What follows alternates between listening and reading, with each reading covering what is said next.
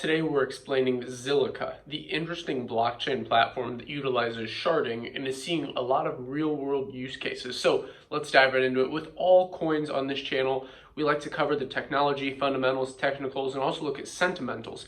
Today we're going to do a brief overview of Zilliqa. If you want, I can do it more in-depth, but basically this was actually requested in the comments, and because I understand this project and I personally am invested as a caveat, plus there's basically viewers wanting to see this, I figured, hey, let's dive deep into Zilliqa, really explain what it is, again, mainly from a high level, and then if you want a further deep dive, we can do that. So right off the bat, to understand what Zilliqa is, they're basically seeing three main real-world use cases. So first, obviously in finance, that's what the majority of blockchain technology, cryptocurrencies are doing currently.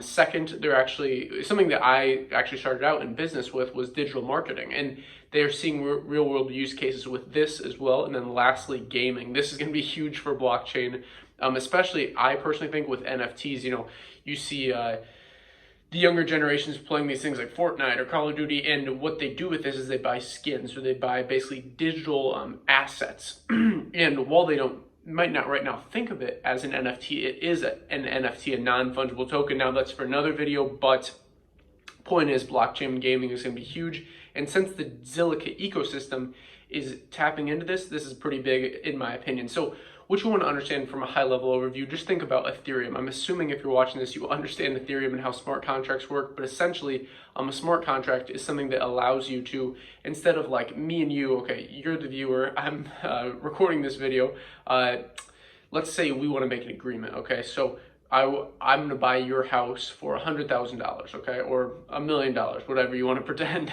We write on a contract this physical contract. This is how it's always been throughout history. You know, physical contract, a long time ago, it was like written in stone. But even though we have this written down, there's human error in this, okay? So there's like, you know, you could destroy the contract, or maybe you could say like I forged the contract, blah, blah. There's so many issues here. But on the blockchain, it's all provable. So smart contracts are a lot more complicated than that, but that's basically how to understand it. Is it removes the human error. We want to remove the human error. That's kind of the point of the blockchain, is you don't have to trust, you can verify. So essentially what they're doing is they're creating smart contracts, and they do this in the blockchain system. So you have a certain amount of blocks mined, and they're added onto the blockchain, okay?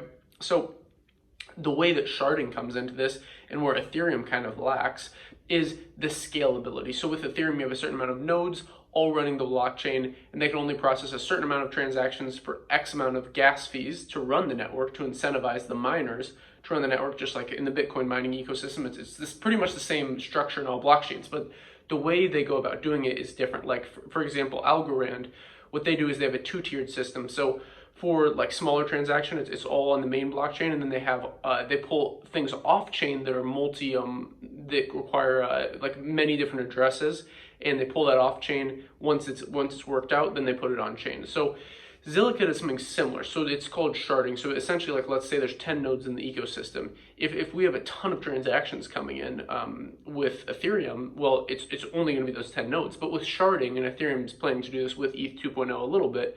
Again, these are mainly generalizations. We're not going in depth. I can do a more technical video if you want. So don't go in the comments going crazy, going like, oh, it's not good, it's not this. Yes.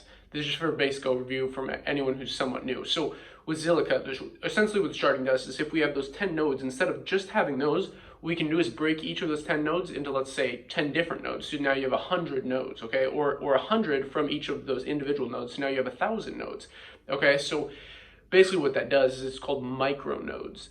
So those basically allow you to process smaller transactions a lot quicker. And this is something that's very, very interesting in the blockchain space, because scalability is one of the massive things we talk about. I recorded a video on the blockchain trilemma, and this sharding kind of way they're going about doing it is one way to fix this. And basically the blockchain trilemma is decentralization. It's like a triangle. So you have decentralization, you have speed, and then you have scalability, okay? So and privacy, I guess you could put in there with scalability.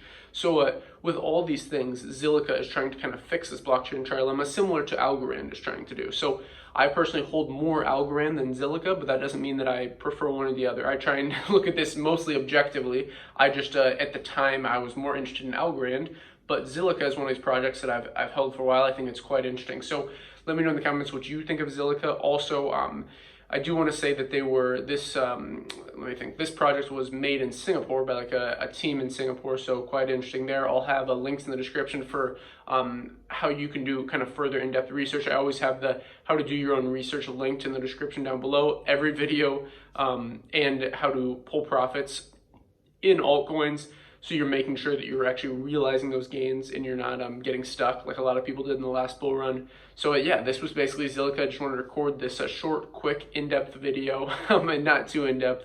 But yeah, let me know in the comments what you think about Zilliqa. As always, if you enjoyed this video, like, subscribe button all, invest global, and until next time.